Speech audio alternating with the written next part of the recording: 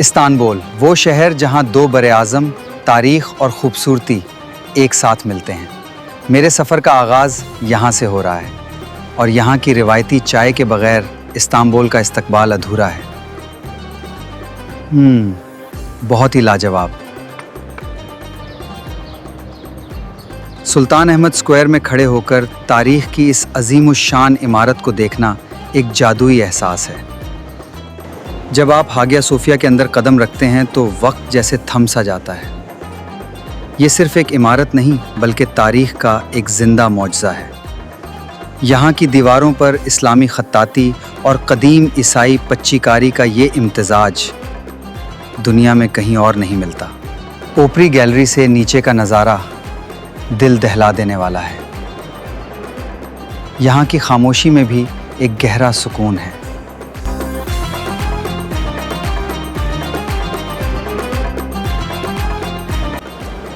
अब वक्त है दुनिया के सबसे पुराने और बड़े बाज़ारों में से एक ग्रैंड बाज़ार को खोजने का।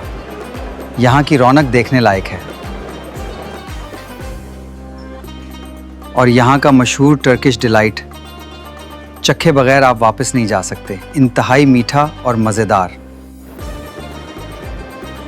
हर तरफ रंग बिरंगे लालटेन और शीशे के फानूस, जैसे किसी परियों की कहानी का मंजर हो।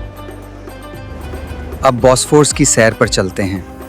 ये आबनाएं ना सिर्फ इस्तांबुल को बल्कि एशिया और यूरोप को भी दो हिस्सों में तकसीम करती है।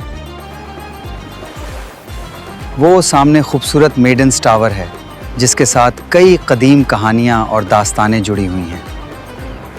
अब हम जा रहे हैं इस्तांबुल के एक और तारीख़ी निशान गलाता टावर की तरफ, जो सदियों से इस शहर का निगहबान है।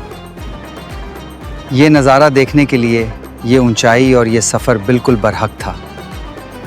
यकीनन एक नाकाबिले फरामोश मंज़र। टावर की चोटी से पूरा इस्तांबुल आपके कदमों में होता है। यहाँ से नज़र आने वाला हर कोना एक नई कहानी सुनाता है। इस्तिक्लाल स्ट्रीट पर चलते हुए इस मशहूर सुर्ख तारीख़ी ट्रॉम को देखना इस्तांबुल के जदीद और कदीम दौर का खूबसूरत मिलाप है।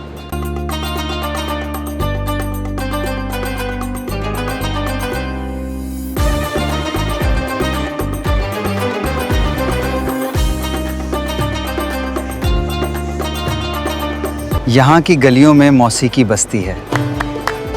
हर मोड़ पर आपको फ़न और सकाफ़त के खूबसूरत रंग बिखरे मिलेंगे।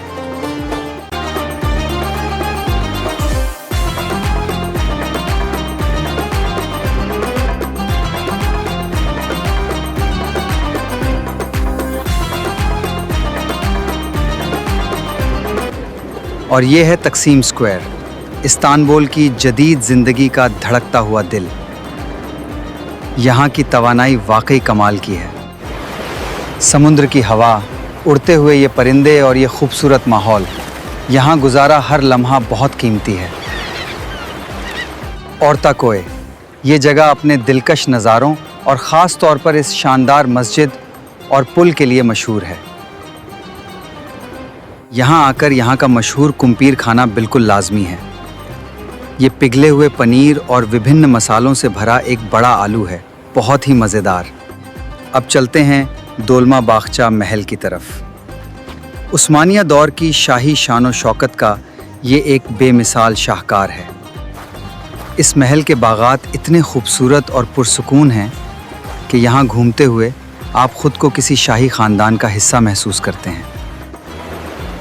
समंदर के किनारे बने इस शानदार महल का ये नज़ारा दिल को मोह लेने वाला है। तारीख़ और कुदरत का एक अछूता मिलाप। हमारे इस खूबसूरत सफ़र का आखिरी पड़ाव है पेरलूटी हिल। केबल कार के ज़रिए ऊपर जाते हुए नज़ारा बदलने लगता है।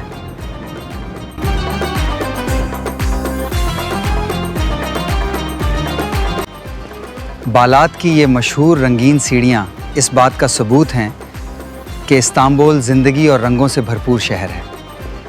अब हम आ गए हैं इस्तांबुल के सबसे रंगीन और फ़नी इलाके बालात में। यहाँ का हर कोना रंगों से भरा हुआ है। पहाड़ी की चोटी पर बैठकर रिवायती टर्किश कॉफ़ी पीना और इस हसीन शाम का लुत्फ़ एक जादुई एहसास है।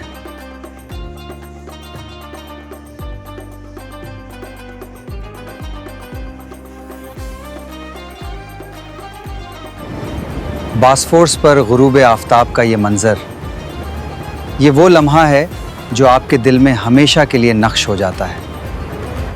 इस्तांबुल ने मेरा दिल जीत लिया है। ये सफ़र यहाँ ख़त्म होता है, लेकिन यादें हमेशा साथ रहेंगी। तो दोस्तों, इस्तांबुल का ये खूबसूरत सफ़र अब ख़त्म होता है और अब वक्त है वापस घर लौटने का टर्किश एयरलाइंस के साथ। टर्किश एयरलाइंस की सर्विस हमेशा की तरह लाजवाब है। सफ़र लंबा है, लेकिन सुकून और आराम से गुज़र रहा है। और अल्हम्दुलिल्लाह हम पहुंच गए हैं पाकिस्तान। अपने मुल्क की मिट्टी की खुशबू और हवा की बात ही कुछ और होती है। उम्मीद है आपको ये टर्की ट्रैवल सीरीज़ पसंद आई होगी।